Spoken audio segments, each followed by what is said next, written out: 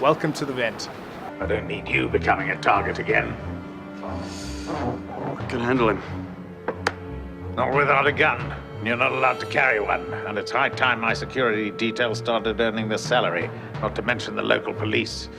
Isidingo, like you said, it's been running for so many years, and you have a great fan base. It's got one of the highest ratings. But in terms of awards, recently you haven't been scooping up the awards. So do you bother about that at all? Is it important to you? I think the only person that stays up with those things is me. Because to be quite frank, Isidingo, I mean, I've been working on the show now for 14 years. And we took great pride and joy in winning a lot of those awards.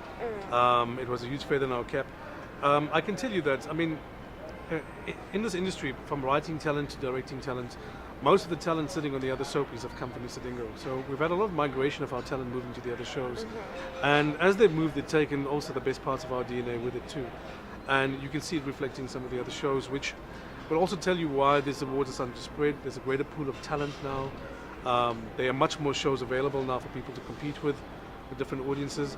So yes, we want to be competitive, because I think winning some of these awards and being recognized by the media or by the fans, I think is an absolute vital cog in our armor, and it's something that we obviously want to be able to celebrate and to be there again. The fact that we're not is why we feel that I think we have to keep reanalyzing ourselves, being very self-critical, to always push the envelope to try for the best, to be on that point that makes the difference between what is great and what is good. So what happens when a main character that you have plans for in terms of script decides to leave? What happens then? We start to panic. Yeah. Well, Panic, we write a few goodbye cards. We don't. We do both. well, it depends on the reason for them wanting to leave. If it's personal, There's nothing you can do. there's nothing we can do. We have enough lead time to be able to write a character out. It's hard because they're integrated. The best characters are integrated and entrenched in our world, and know or are related to everybody else. It's hard, but it's not impossible. Nobody on a soap is indispensable. I mean, it's literally everyone. I mean, Barker, for example, has been part of this show. He's an iconic part of the show forever.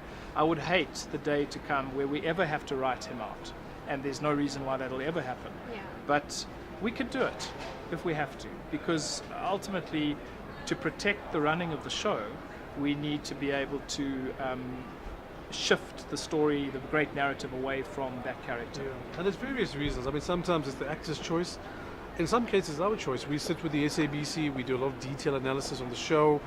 We're getting feedback from the audience all the time on who they like and who they don't like.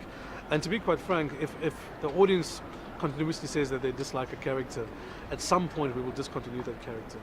And at some point it means having a conversation with an actor who doesn't even want to hear that conversation. So we understand that it's not what, but that's a realistic part of the industry. And I think Tough industry. Yeah. when you're playing in this game, we only service one area. That's our audience, and we listen to that audience, and we move with their rhythm. That's a good way to put it. But sometimes the audience will not like a character, but that actually increases the ratings because a character's a villain. So that's obviously as long as they have an emotional reaction to the character, it's successful. It's boredom or indifference that we can't abide. So if they're not watching that character, they're basically invisible. Then it's not working. But outrage is very positive. Sherelle is, a good example of that. She's been a villain on Escapism for years now. That's it. Yeah, I mean, the audience loves villains, and it's harder, I think, to play a good character on a soap, because then the audience is looking at themselves usually, because they're not necessarily villains. They're seeing themselves, and they're more judgmental. A villain is exciting. It's like a fantasy of what you want to be. Everyone wants to be a little bit bad, and so it's kind of easier to be a Everyone. villain. Especially you. I didn't say anything.